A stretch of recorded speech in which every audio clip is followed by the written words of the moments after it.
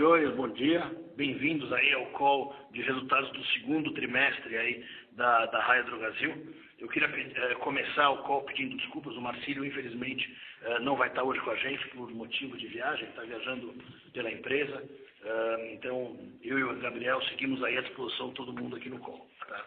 Então, começar falando que a gente teve aí um trimestre muito bom. Acho que um trimestre que foi bom em todos os aspectos, venda, resultado, caixa, etc. E acho que após 2 anos aí, com uma dificuldade maior de loja madura abaixo da inflação, no caso do ano passado até, com loja madura negativa, eu acho que esse TRI marca a reversão aí dessa tendência de crescimento. Então, a gente volta a reportar um crescimento real nas lojas maduras e no varejo, quando a venda funciona, todo o resto vem junto. Vem diminuição de despesa, vem ganho de ciclo e vem uma série de eficiências que a venda permite originar. Então, falar um pouco aqui dos destaques, né? Terminamos o TRI com 1.917 lojas de operação, abrimos nele 47 filiais e encerramos 3. A gente teve um share recorde aí de varejo, ganhamos 1,6 ponto percentual em termos nacionais, com 2 pontos percentuais aqui no estado de São Paulo, nosso principal mercado. Atingimos uma receita bruta de 4,4 bi, um crescimento aí acho que bastante expressivo para o tamanho da companhia de 17,1%, com 4% das lojas maduras. Diante de uma inflação no período foi de 3,4%.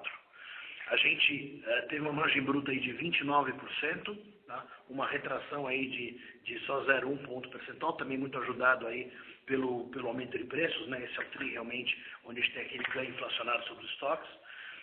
E a rentabilidade, eu vou falar só dos critérios históricos, não vou nem mencionar a IFRS. A gente atingiu aí de EBITDA 363,7 milhões, crescendo aí 14,9%, acho que é um número muito bom, com uma margem de 8,2%. E o lucro líquido, 160,5 milhões, um crescimento de 13,2% e uma margem líquida de 3,6%. E por final a gente gerou caixa livre 43 milhões e consumiu caixa total 53 milhões. Página 4, detalhando um pouco mais alguns números aqui, falando um pouco mais da nossa situação, a gente, como eu falei, encerrou com 1.907 lojas. Se a gente olhar aí ao longo do ano até o momento, abrimos já 109 lojas e encerramos de 17 lojas. A gente segue bastante feliz aí com produtividade aí da expansão.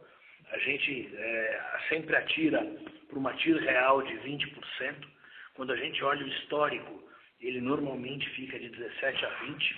E se a gente falar de hoje, nós estamos realmente cravando 20% nas lojas dos últimos 12 meses. E isso já é líquido de canibalização. Então, a gente já consegue prever a canibalização, já consegue agregar na expectativa da loja a venda dela para entregar o retorno que a gente espera, contando a canibalização. Então, isso é uma TIR real líquida de canibalização. Então, acho que é muito expressivo. E num cenário de mercado onde a gente vê muita dificuldade das expansões aí criarem valor, a gente vê com muita satisfação que a nossa continua aí na mesma produtividade que a gente tem visto ao longo de todos esses anos. E aí a gente hoje tem um portfólio de lojas com 65,3% maduras e 34,7% em maturação. Tá? Então ainda bastante inércia de crescimento aqui pela frente. Página 5, talvez seja até um dos mais importantes aqui da apresentação, para a gente entender um pouco a tendência de mercado. Tá? Eu vou começar aqui do chart aqui na parte inferior. Né? A gente vê que houve uma onda de abertura de lojas, aí, de alocação de capital no setor aí, brutal nos últimos anos, sobretudo em 17. Tá? 18 também, acho que teve um crescimento expressivo, mas vamos lembrar que essas lojas no final de 17, seja 147 do terceiro TRI, seja 166 do quarto TRI, realmente elas foram despejadas aí também no começo de 18. Então, elas não afetaram o 17 como um todo, elas pegaram o 18 como um todo. Então, realmente, apesar do maior crescimento ter sido em 17, e 18 já mostrar o começo de uma reversão, a dor realmente veio em 18. E agora a gente vê uma reversão completa desse ciclo. Se a gente olhar aí ao longo desse semestre, não teve sequer um mês onde nós tenhamos aberto menos lojas do que o restante da Abrafarma. Tá? Então, acho que essa reversão de mercado ela é bastante intensa e ela mostra a dificuldade de se estabelecer um plano de expansão com um crescimento num ritmo acelerado, tá certo? Que consegue criar valor de longo prazo, sobretudo em função das altas barreiras de entrada regionais que existem para o Brasil. Então, é algo que eu acho que a gente vem conseguindo fazer muito bem. Já temos marca em âmbito nacional e, com isso, a nossa expansão continua criando muito valor. E na hora em que a gente vê realmente essa reversão de mercado, aí olhando para o gráfico de cima, a gente vê que o gap de crescimento entre nós, tá certo? E o restante aqui do mercado, segundo a Abrafarma, ele acelera.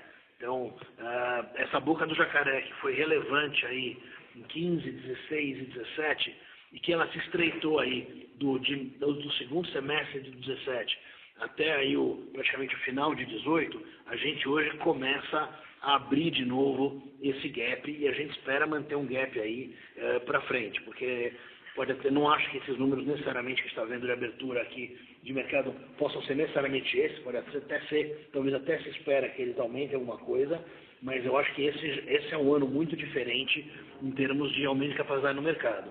E eu espero também que para o ano que vem, talvez não no nível desse ano, mas a gente também tenha um cenário muito favorável de mercado. E é óbvio que a diferença entre a nossa curva e a curva aí do mercado representa o ganho de share que a gente vem tendo. Então, falando disso aqui na página 6, né, exatamente começar pelo share, a gente atingiu 13% de market share, um crescimento de 1,6 ponto percentual anual, e desde que a RD existe, que foi final de 2011, esse é o maior ganho de participação já registrado pela companhia. A gente vê também um crescimento muito bom em São Paulo, que talvez tenha sido o mercado que mais sofreu aí nos últimos anos com aumento de concorrência. Então hoje a gente consegue reverter o share que a gente perdeu, atingindo 24,7% de share, 2 pontos percentuais de ganho, e a gente vê também ganho em todos os demais mercados, e já vê o Nordeste chegando a 7,9%, que é o nível do Sul, que é um pouco abaixo do Sudeste, que são mercados em que a gente entrou muito antes do Nordeste. Então o Nordeste segue sendo um mercado muito promissor. Temos um crescimento de share contratado aqui muito expressivo, dado o alto número de lojas em maturação, e a gente ainda tem uma expansão relevante acontecendo aqui no estado, e também marcando a entrada no Norte, onde a gente tinha só Tocantins, que é um mercado pequeno, agora estamos com 28 lojas aqui no Pará, e temos 3% de share, e temos também um ganho contratado na região Norte importante. Ali, olhando aqui para o mapa, né, quando a gente fala de região Norte, além dessas 28 lojas do Pará, nós estamos entrando no Amazonas. Então, o Amazonas é um mercado que tem toda uma peculiaridade logística pela falta de rodovias que chegam no estado. Então ele exige aí frete aéreo, que é uma coisa mais cara. Então vai ser uma expansão mais cautelosa, mas a gente acredita que com os diferenciais de execução que a gente tem a entregar, que vai ser mais uma expansão do CS da RD. Mas pela peculiaridade, por ser uma expansão de custos maior, ela de fato vai começar mais cautelosa. Queria destacar também que a gente já tem mais de 230 lojas na região Nordeste. Estamos chegando aqui a 1.000 lojas em São Paulo, com 975, e hoje o nosso crescimento ele se distribui no Brasil inteiro. Acho que até aqui a gente contou com vários bolsões de muita concentração, inicialmente com Bahia, depois Pernambuco, depois Ceará e mais recentemente Pará. A gente ainda acha que tem espaço em todos os lugares, mas acho que o crescimento que a gente vai ver daqui para frente ele é mais distribuído. É difícil que um único mercado vai ter a concentração de lojas que a gente conseguiu fazer aí nos últimos tempos. Mas, ao mesmo tempo, a gente está muito animado também com o crescimento em outros lugares como Minas Gerais, como Rio Grande do Sul, como Rio de Janeiro. Então, tem mercados que no passado eram mais duros e que hoje a gente está muito melhor inserido. Isso também abre portas novas que ajuda a compensar a falta de um único bolsão enorme para fazer a expansão como a gente teve aqui no passado recente, tá?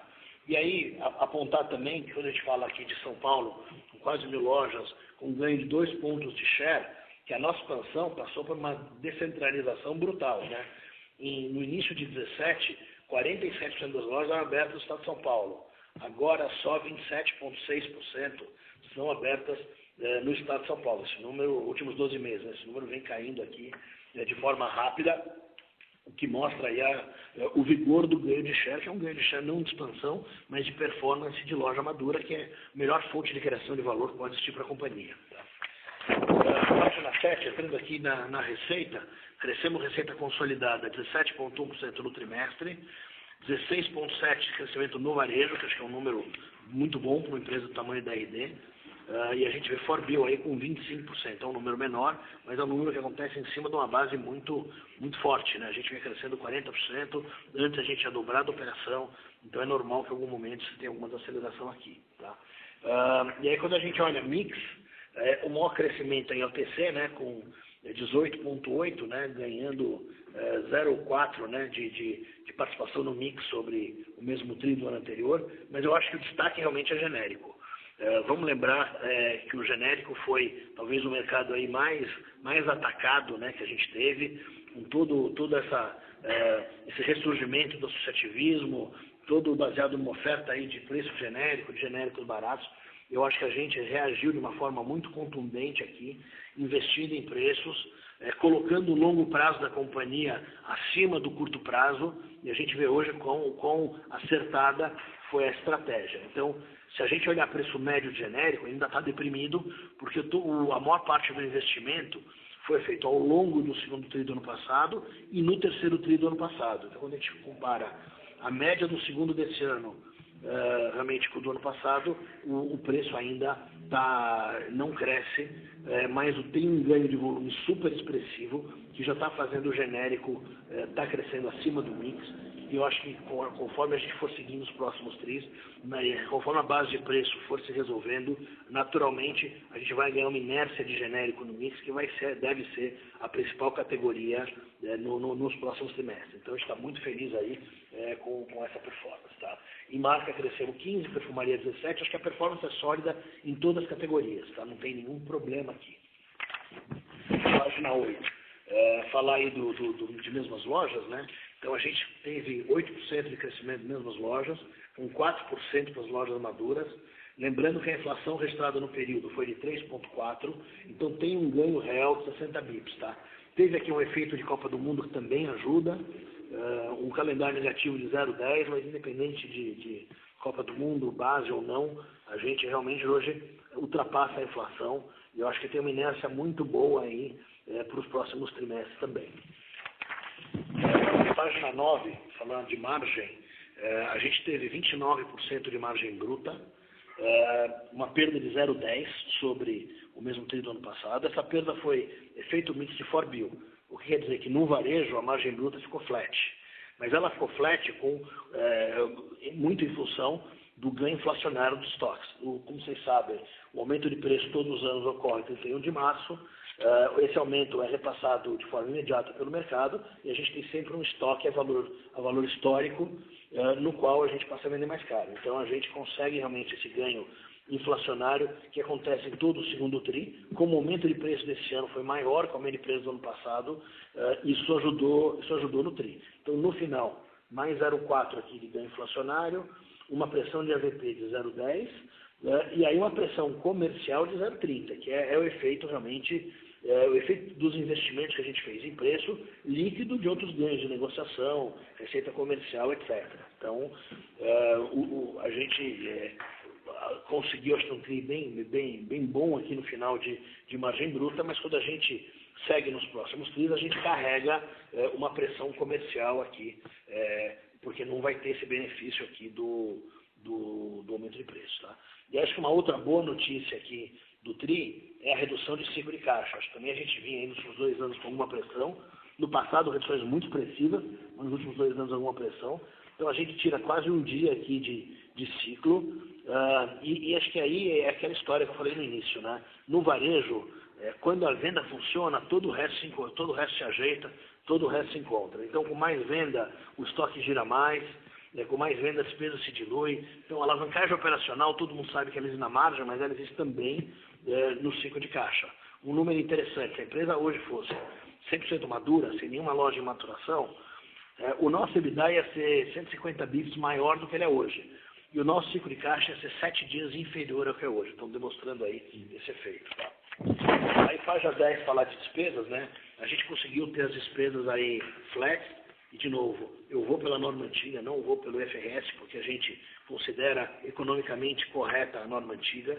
Então a gente tem aqui uma estabilidade aqui de 20,8, tá? Tem uma diluição aqui de 0,10 em Forbil, uma pressão de 0,10 no varejo. Acho que a maior fonte de pressão que a gente tem tido vem sendo aluguel, porque a gente está correndo com o IGPM acima da inflação.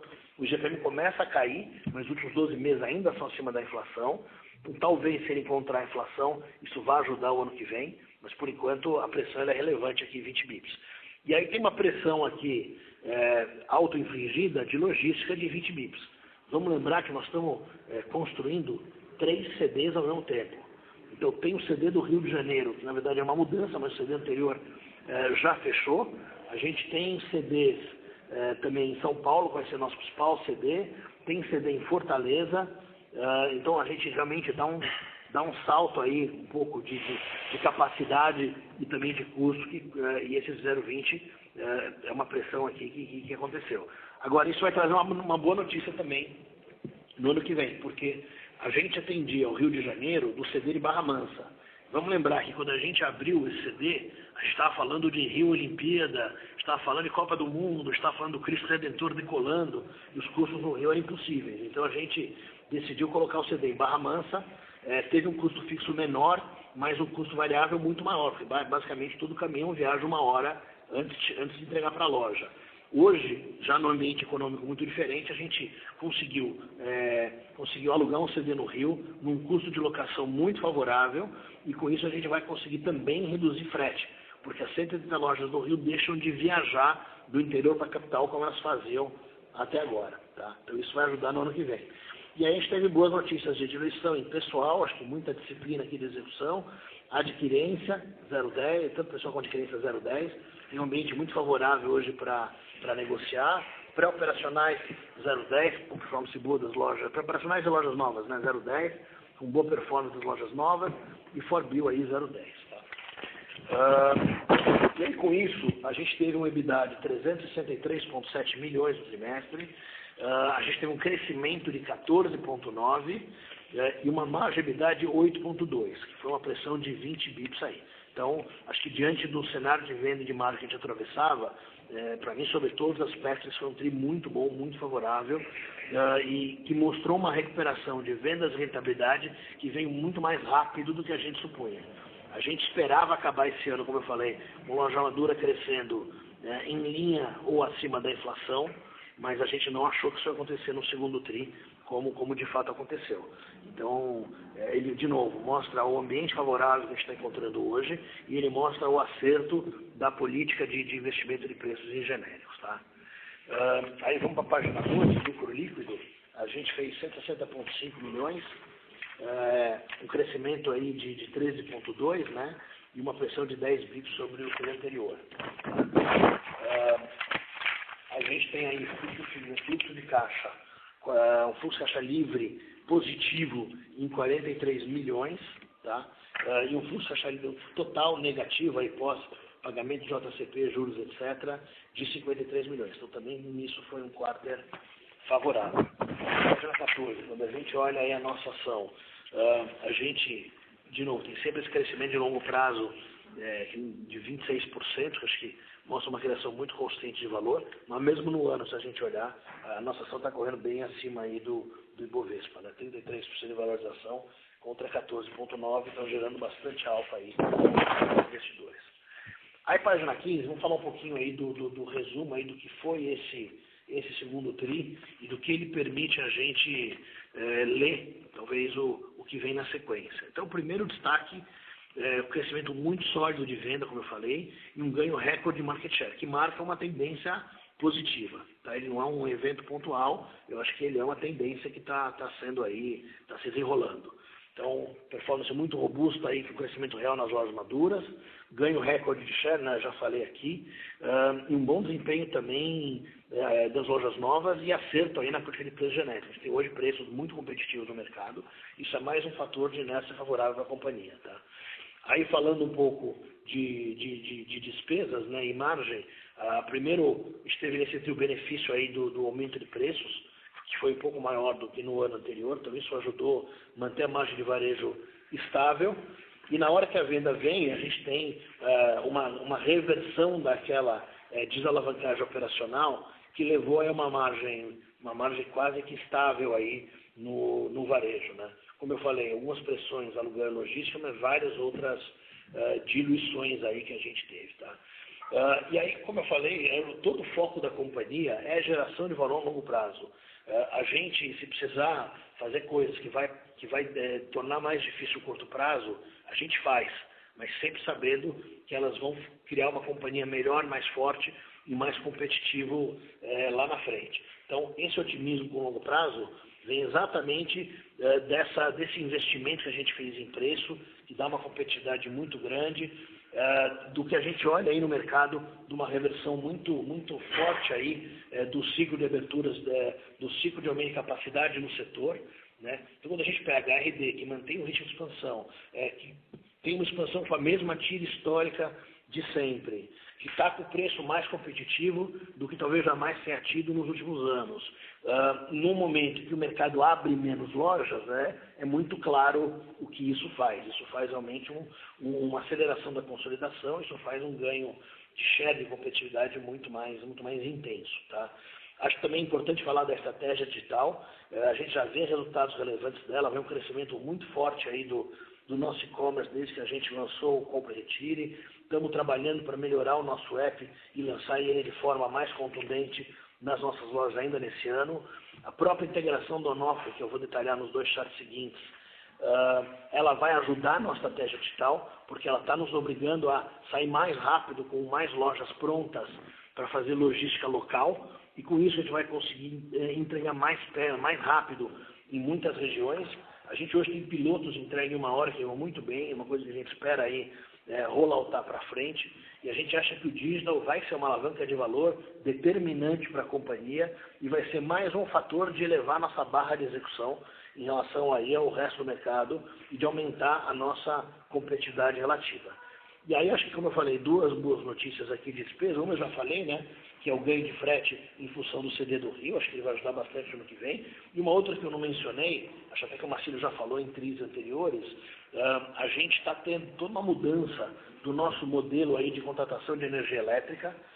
Então a gente está fazendo aí bids aí para passar a contar com geração distribuída e renovável de energia de baixa tensão.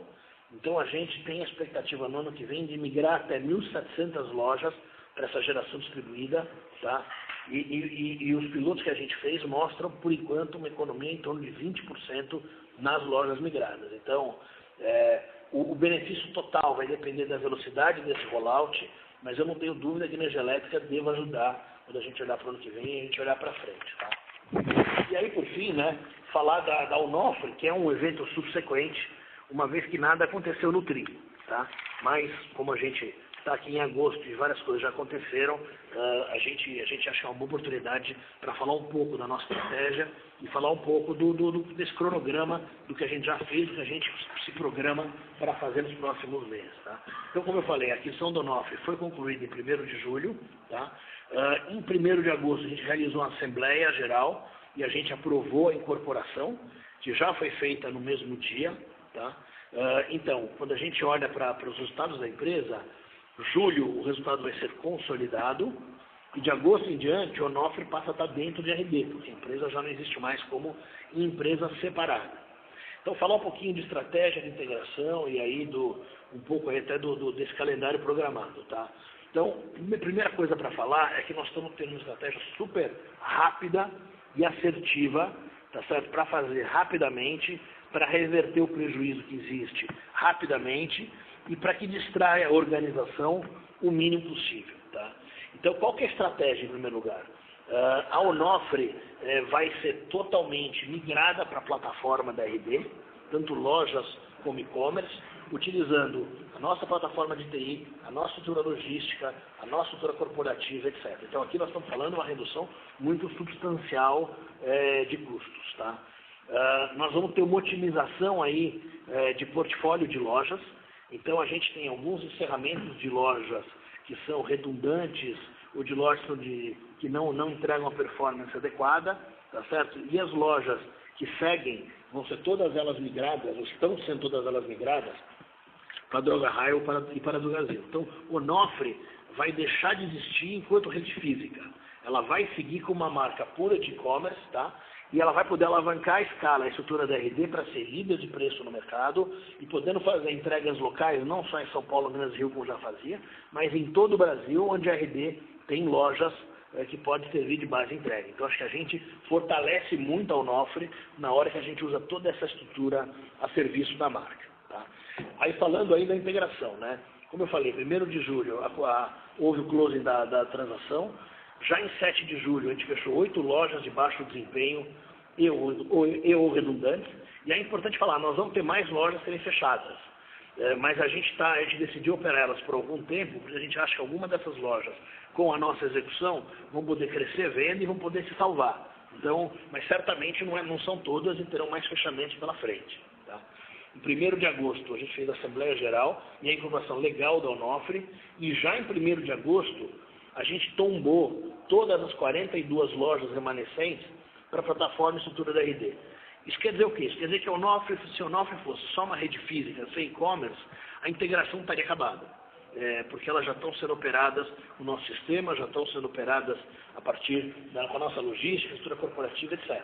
O que nós vamos ter, já tem toda a absorção do time de loja. Então, toda aquela equipe de loja da Onofre, ela é uma equipe RD, ela foi misturada nas nossas lojas.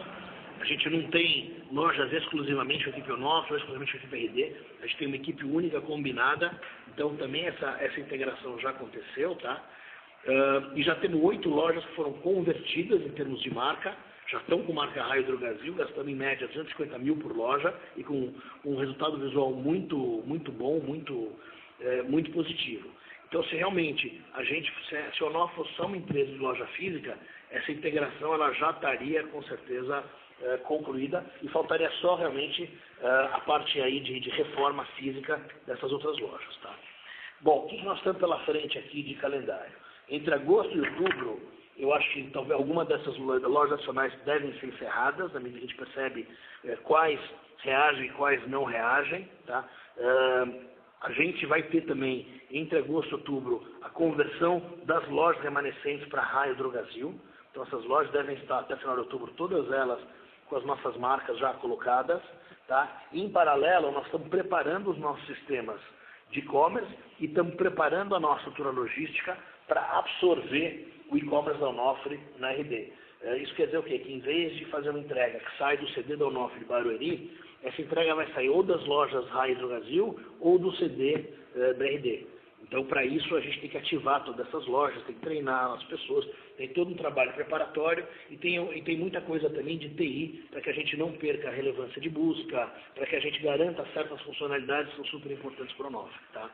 Então, no resumo, até o final de outubro, a Onofre não vai existir uma operação independente, ela vai estar já toda a nossa plataforma.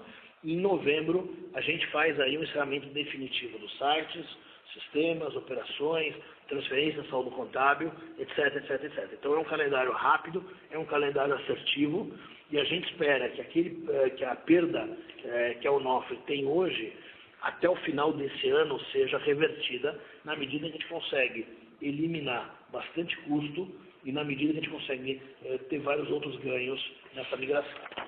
Vou falar um pouco, página 17, de perspectiva econômica e sinergias aí para a Onofre, tá? Então, quando a gente olha aí o EBITDA da empresa, e aqui eu não estou falando do EBITDA do passado, a gente tem restrições contratuais em relação à performance da empresa quando ela não era nossa, mas quando a gente pega hoje a Onofre, quando a gente olha o patamar de operação dela, se não houvesse a integração, ela iria ter um EBITDA negativo de 100 milhões de reais. Então, qual que é o nosso desafio? É reverter rapidamente essa perda por meio da sinergia de integração. Porque, como eu falei, até o final desse ano, a gente espera estar em zona de break-even. Tá? Essa foi uma transação muito favorável, porque não houve preço de aquisição. Então, é uma empresa que veio praticamente a custo zero aí para a Raia Drogasil. E a gente tem uma série de ativos dentro da empresa que vão custear esse EBITDA negativo. Como eu falei, até o fim do ano tem break-even, mas na média do semestre, a Onofre vai gerar um resultado negativo. A gente vai ajustar do nosso resultado, mas economicamente isso teria uma pressão de caixa. Só que como a empresa tem ativos aí bastante expressivos, na nossa visão, esses ativos vão ser mais do que suficientes para absorver essa perda que a operação de caixa, que essa operação vai gerar. Então, vejamos, por exemplo, a gente tem 124,5 milhões de capital de giro na empresa. Isso inclui, por exemplo, reservas de caixa. E mesmo que não é caixa, tem grande potencial de liberação. A gente estima que de 2/3 a 3/4 desse montante, ao final do processo, vai ser caixa. Então, isso vai conseguir segurar economicamente essa perda que a Onofre vai gerar e provavelmente até gerando algum superávit. Tá? A empresa não tem passivo financeiro. Além disso, uma outra reserva de valor são 30 milhões em imóveis, tá? O valor de livro é até um pouco acima disso, mas a gente estima que quando for vender, a gente deve realmente conseguir em termos de 30 milhões da sede própria das lojas. Tem uma série de ativos fiscais já identificados que eles superam, na nossa visão, as contingências que a gente assume também, tá? Então acaba sendo mais uma fonte de valor. E a gente tem uma série de ativos fixos que na hora que a gente fecha o CD, Fulfillment Centers e loja, a gente consegue realocar para RD, minimizando o capex futuro, tá? E por final, só lembrando que a gente está completamente isolado do processo de arbitragem, qualquer ganho ou perda vai ser da CVS, qualquer desembolso que caiba à empresa, ele vai ser arcado pelo vendedor e já tem colaterais que nos garantem isso aí.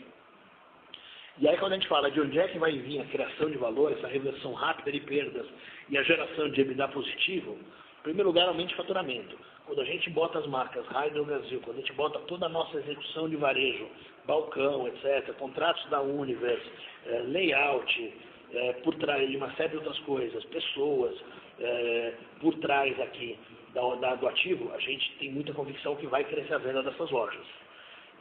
Outra coisa é a expansão de margem bruta. Isso já está totalmente quantificado, eu não vou falar o valor, mas a gente tem um ganho bastante expressivo pelo fato de que a condição de compra da RD é melhor que a condição de compra da Onofre. Na hora que a gente usa a nossa estrutura para absorver a empresa, tem uma diluição brutal de despesas também, a gente consegue remover um monte de redundâncias. Eu acho que o e-commerce é uma sinergia importante, tá?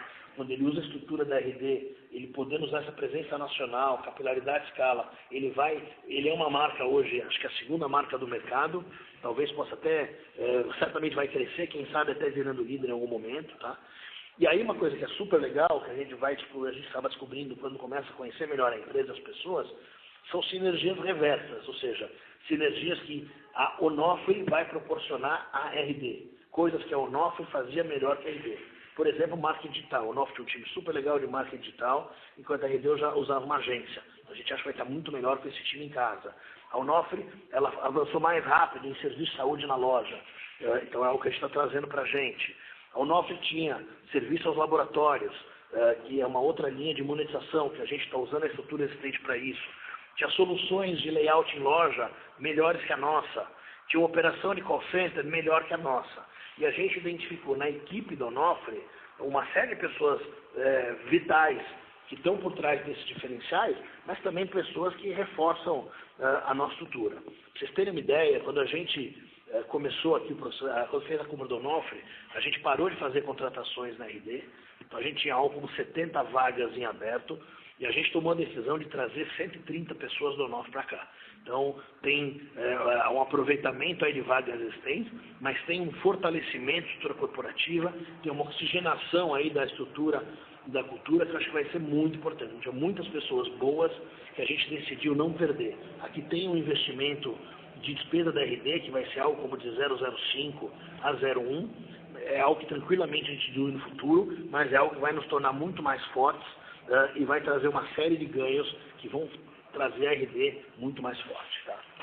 E aí, antes das perguntas, falar um pouco de destaque do mercado de capital. A gente acabou de fazer uma quarta emissão de debêntures, levantando 300 milhões de uma única tranche de 8 anos, com amortização nos últimos 2 anos, e um custo de 106,99.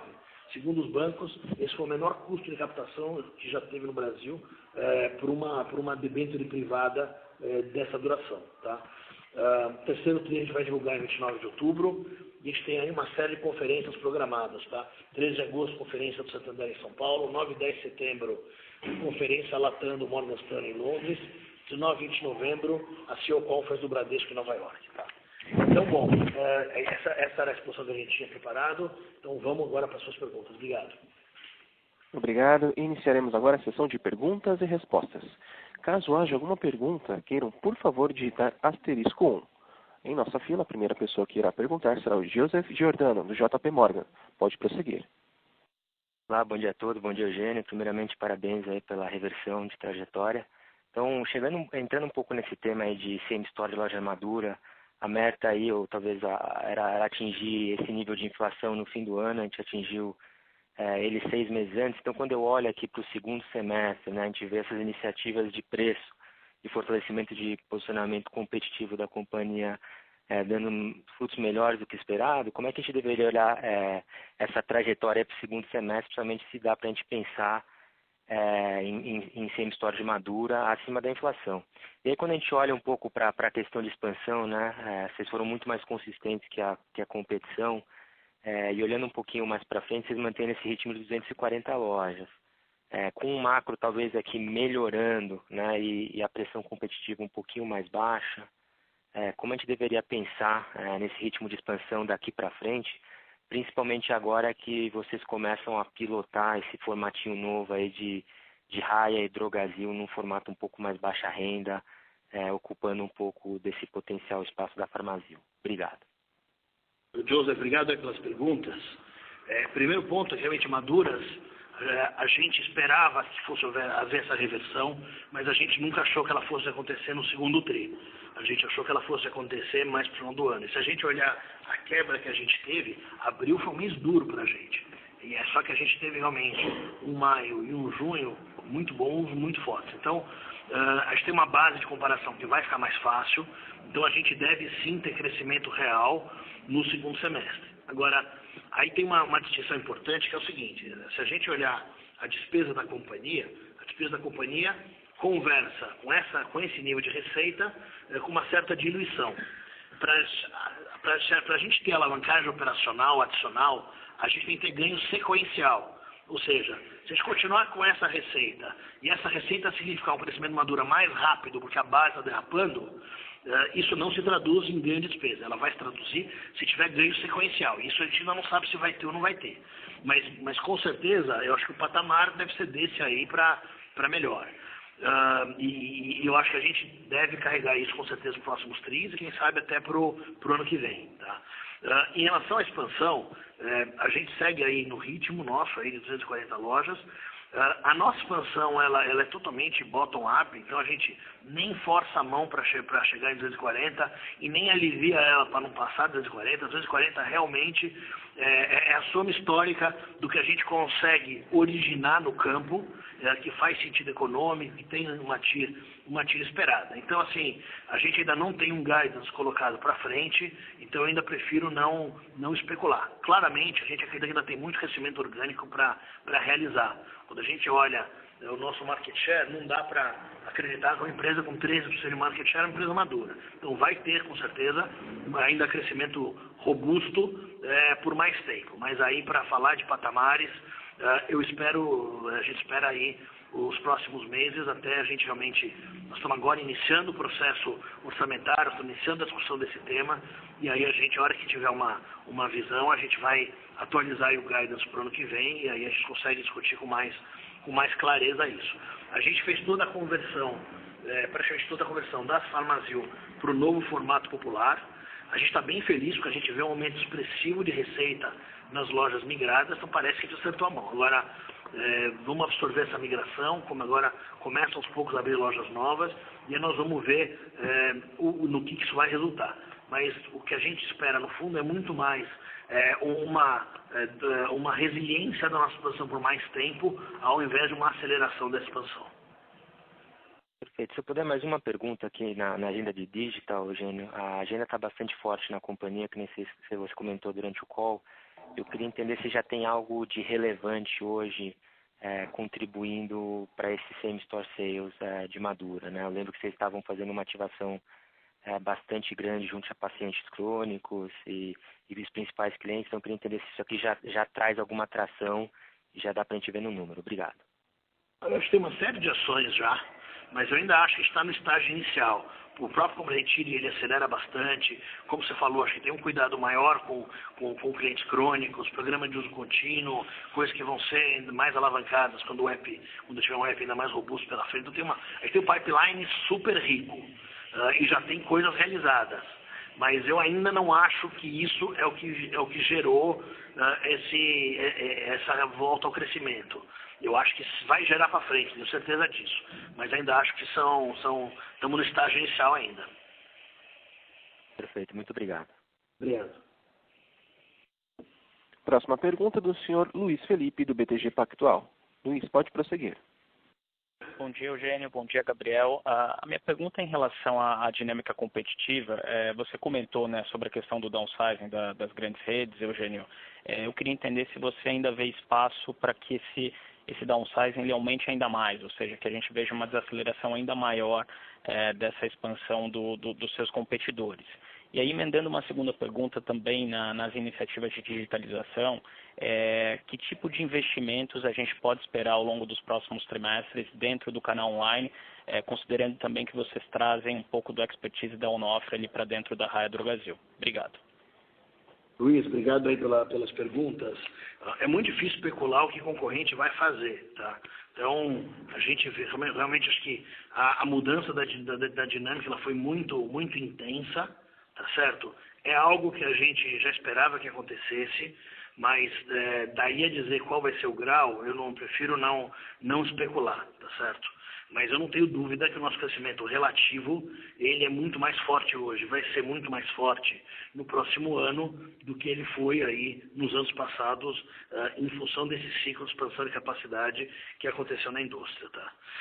Em relação ao CAPEX digital, eu não tenho um número mágico para dar, tem uma série de iniciativas, seja de infraestrutura, como Data Lake, como investimento em Analytics, times ágeis, então existe tanto CAPEX como existe OPEX, mas não é um projeto de levar o homem para a Lua, tá? Então, eu não acho que no total da empresa nós estamos falando de algo incremental que seja muito diferente do que a gente vem tendo historicamente, tá? Então, vamos acompanhando. Se em algum momento a gente achar que realmente tem uma descontinuidade, a gente sinaliza, mas eu acho que é um pouco mais de CAPEX em tecnologia, um redirecionamento, talvez, da forma como a gente trabalhava para a time ágil. Então, o time ágil não é totalmente incremental. Parte disso são coisas que a gente faria no estrutura tradicional e que a gente está fazendo de uma outra forma, tá? Então, e aí quando a gente fala de CAPEX como um todo, aí eu espero, independente do que acontecer especificamente em digital, a gente espera uma desaceleração do CAPEX. Porque nós estamos abrindo 3 CDs esse ano, sendo que o maior CD pegou metade no ano passado, metade nesse ano. A gente está fazendo todo um esforço para minimização de CAPEX de lojas novas, experimentando aí com novos materiais. Então tem, acho que uma série de boas notícias aí, e o CAPEX do ano que vem vai ser menor que o CAPEX desse ano, com certeza. Excelente. Obrigado, Eugênio. Obrigado, Luiz. Agora a nossa próxima pergunta é do Thiago Macruz, do Itaú. Thiago, pode prosseguir. Obrigado, pessoal. Eugênio, eu queria perguntar da dinâmica de margem bruta, né? Você comentou durante o começo do nosso call que no segundo semestre você tem menos efeito positivo da pré-alta e aí, consequentemente, a estratégia comercial em genérico poderia voltar a pressionar a rentabilidade bruta. Queria entender se faria sentido imaginar que, por você ter um comps um pouco mais favorável na segunda metade do ano, e aí algum tipo de benefício ainda da pré-alta no terceiro tri ainda que seja menor, se não seria razoável imaginar que não haveria essa pressão de rentabilidade de margem bruta na segunda metade do ano. Basicamente, eu queria entender um pouco a cabeça de vocês com relação a isso, porque a parte de despesa já ficou bem claro. Valeu, obrigado. Macruz, obrigado. Bom, quando a gente fala de pré-alta, o efeito da pré-alta, praticamente ele acaba todo nesse tri. Então, a partir do próximo tri, é vida normal. E, de fato, a gente tem uma pressão de margem bruta comercial que já está impressa nesse número, embora tenha sido compensada pela pré-alta, então vai ter pressão de margem bruta, isso é certeza. Isto posto, a gente está falando muito mais de uma rolagem do que já foi feito e não de investimentos novos. A gente hoje acha que está com o preço adequado onde ele está. Claro que se o mercado mudar, a gente também vai mudar. A gente hoje mudou a filosofia da companhia. A gente quer ser muito mais competitivo e a gente vai acompanhar o mercado. Acho que a gente teve um erro de condução no passado que a gente tem que aprender com ele. Mas isso posto, dado o ambiente que a gente observa, né, eu não imagino investimento incremental de margem bruta. Eu imagino sim a rolagem da posição de que a gente tem hoje. E o teu ponto da despesa é um ponto bom também, porque dependendo quanto for o crescimento de loja madura nos próximos tris, ele pode gerar alguma alavancagem operacional.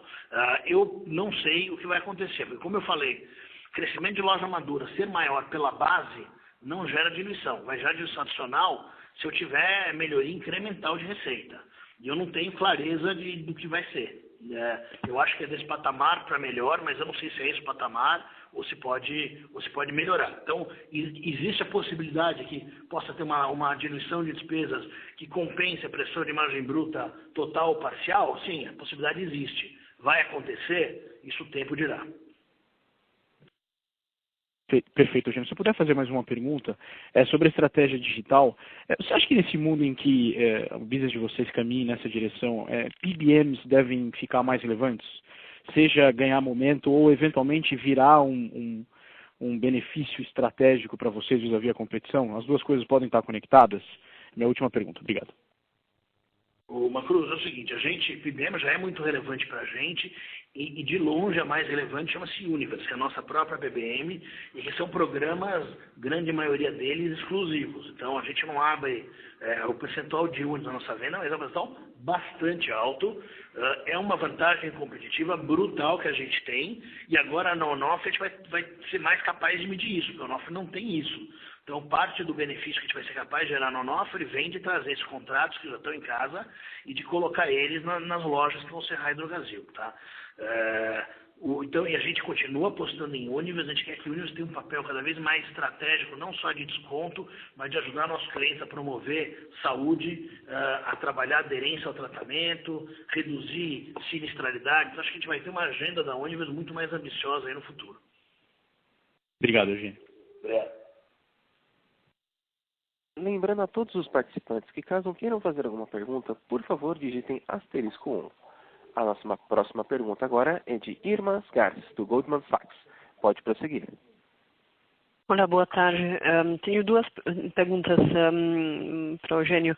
Eugênio, sobre o projeto de lei para isenção de impostos sobre remédios, se puder fazer um comentário sobre como que vocês veem esse projeto, essa possibilidade e o potencial impacto para vocês, se acaba no líquido acaba sendo positivo ou talvez uma potencial, no primeiro momento, um risco de uma pressão, talvez na margem no curto prazo pelo preço menor, mas ao longo do tempo acaba sendo diluído por volumes maiores, mas se puder comentar sobre isso. E a segunda pergunta mais rápida, se puder comentar sobre como que foi a gripe, se a gripe no segundo tri deste ano acabou ajudando o same-store sale ou se não foi um fator relevante. Obrigada. Irmã, obrigado aí pelas perguntas. Acho que de fato aí tem uma discussão aí bastante intensa começando a acontecer sobre reforma tributária, né? Algo que a gente vê com muito bons olhos, porque acho que ela é fundamental para o crescimento do país, talvez até mais que a reforma da Previdência. E aí tem aí discussões de que o medicamento poderia ser isento. Se a gente olhar aí no mundo civilizado, o medicamento está isento na maioria dos países, né? Então faz muito sentido econômico ele ser isento. Claro que você tem a questão do ICMS dos estados, então se o medicamento for isento, o estado tem que ter outra fonte de receita, isso tem a ver numa dinâmica entre compartilhamento entre estado e União. Eu não faço a menor ideia da probabilidade disso se materializar ou não, tá? Agora, a gente pode especular do que isso significa para a gente. Eu acho que é algo muito favorável. Você fala, tem pressão de margem no momento? Não acho que tenha. Porque o ICMS está no preço do medicamento. A hora que o ICMS baixa, o PMC já cai no valor aí correto, então não tem nenhuma razão pela qual a gente deveria perder margens. Se a gente olhar hoje, a gente não tem regimes fiscais na empresa. E quando a gente olha no mercado, existe o regime fiscal, existe um planejamento fiscal brutal acontecendo. Então, todos os distribuidores do Brasil hoje têm incentivo fiscal. Quem compra distribuidor, ele usa incentivo fiscal. A gente compra pouco distribuidor.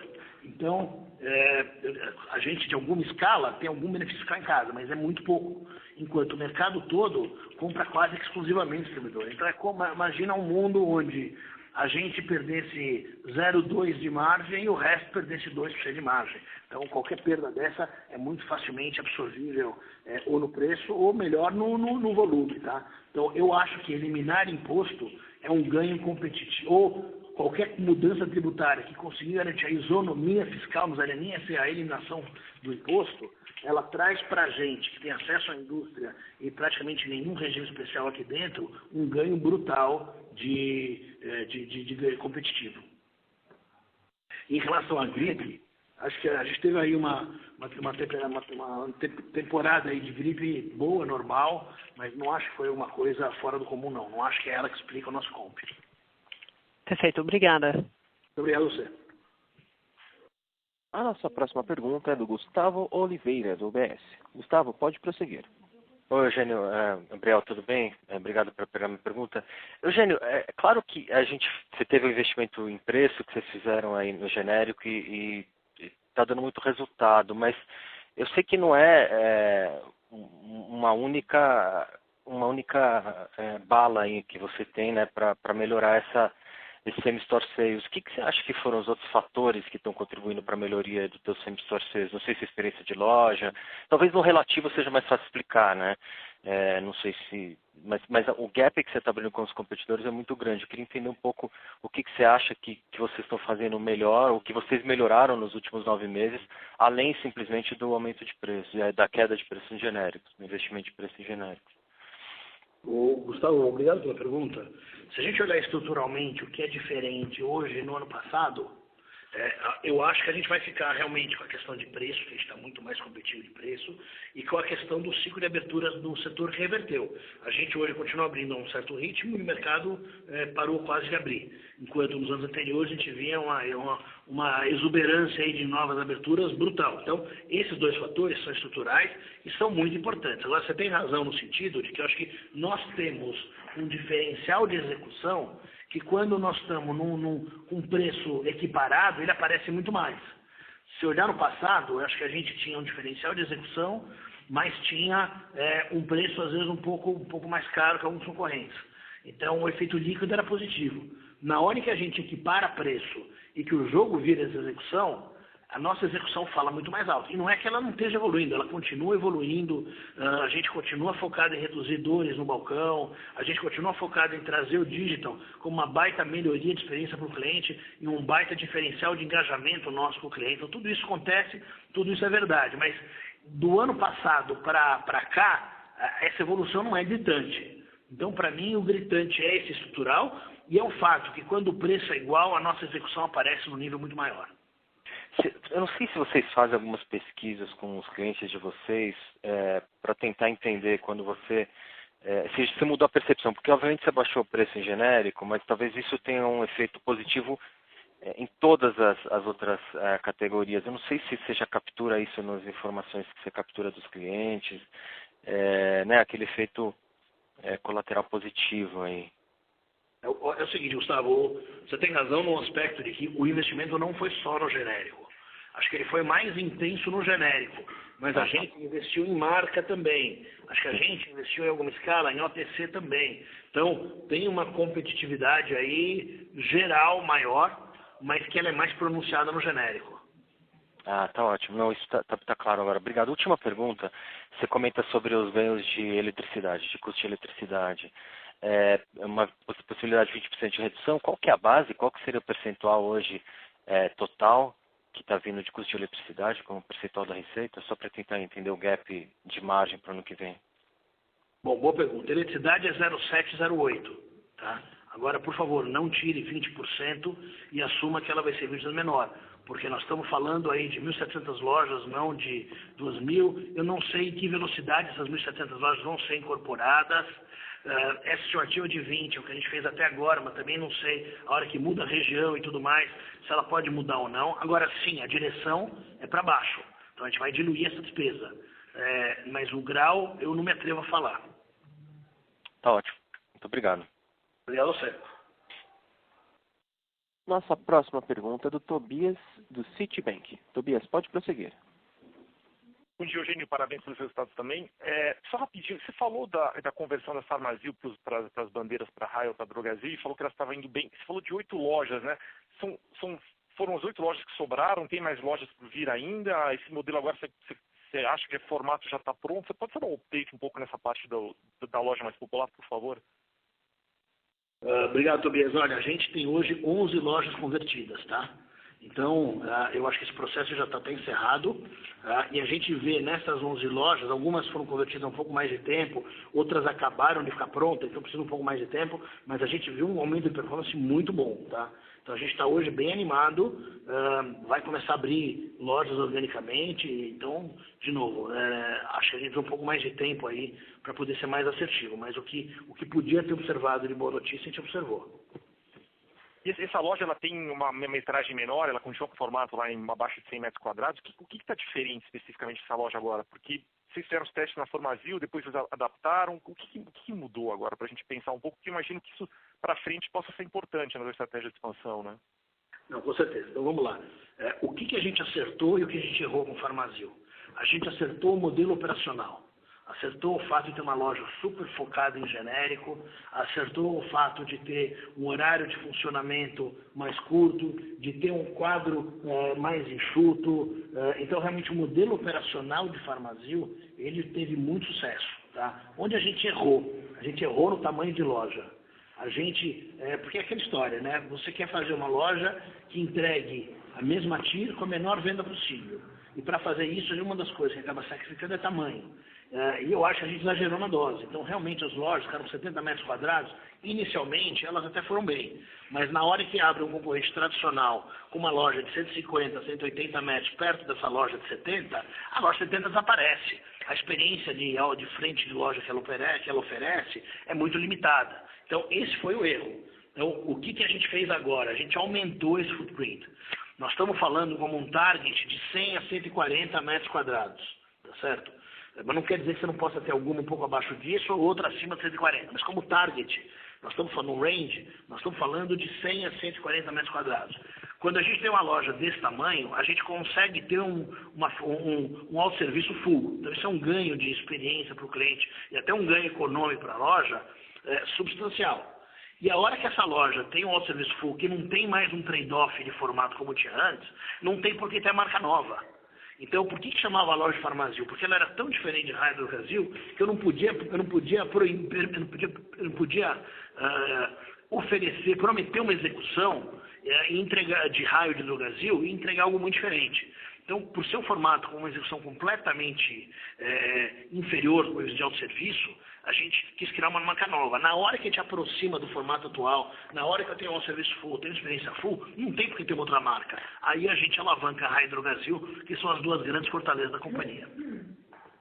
Perfeito. Só a última pergunta. O CAPEX dessas lojas, como é que ele se compara esse CAPEX do CAPEX da sua loja tradicional? E você falou que a TIR, não sei se a TIR você já tem condição de medir, é muito novo na realidade, né? A conversão. A gente atira para a mesma TIR, tá certo? E conversão é muito mais fácil fazer isso do que numa loja nova, né? Então a gente atira para a mesma TIR e a gente espera ter uma redução de CAPEX em torno aí de 30%, uma coisa assim, uma loja normal. Perfeito, ótimo. Obrigado, João. Bom dia. Obrigado, João. Lembrando a todos os participantes que, caso queiram fazer alguma pergunta, por favor digitem *1. Aguarde enquanto coletamos perguntas. Novamente, mais um anúncio. Caso queiram fazer alguma pergunta, por favor digitem *1. Aguarde enquanto coletamos perguntas.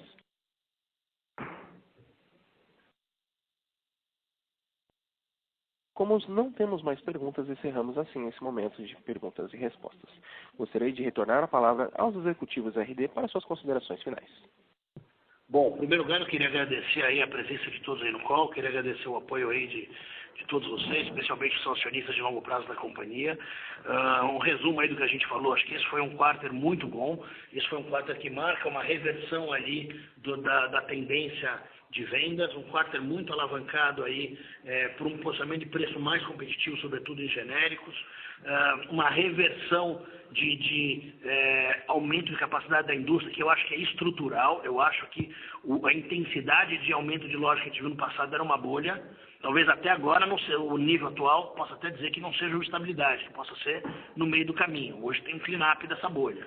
Mas, certamente, nós vamos navegar para frente com águas mais tranquilas do que a gente viveu em 2017 e em 2018. Tá?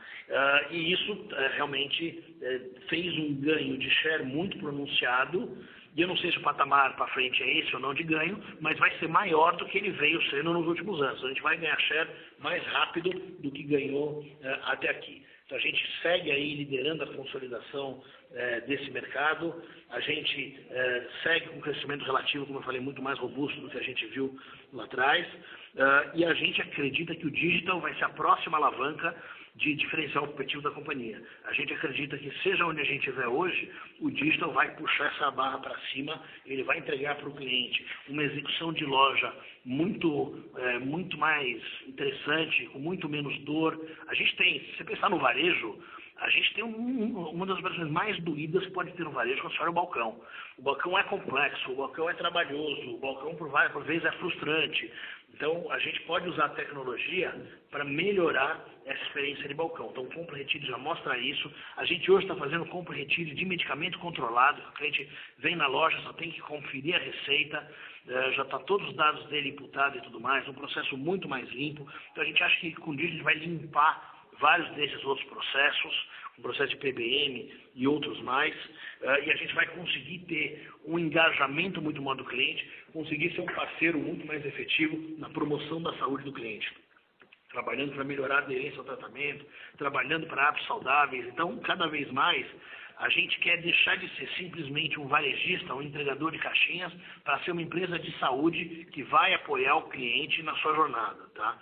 A gente também, acho que tem um destaque importante aí da Onofre, de uma integração muito rápida, muito assertiva. O Onofre vai ajudar a gente a crescer no ano que vem, porque são por 42 lojas a mais, tá? Vai fechar mais lojas, mas vão ser, sei lá, 30, 35 lojas a mais. Essas lojas vão ter ganho de receita, essas lojas a gente espera que elas cheguem numa margem e numa venda por loja compatível que a gente tem hoje. Então, eu acho que é algo mais que vai ajudar no ano que vem.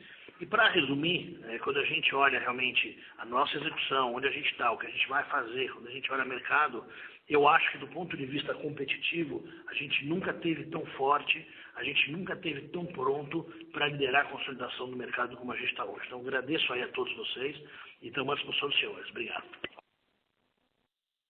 O Conference Call da RD está encerrado. Agradecemos a participação de todos e tenham um bom dia.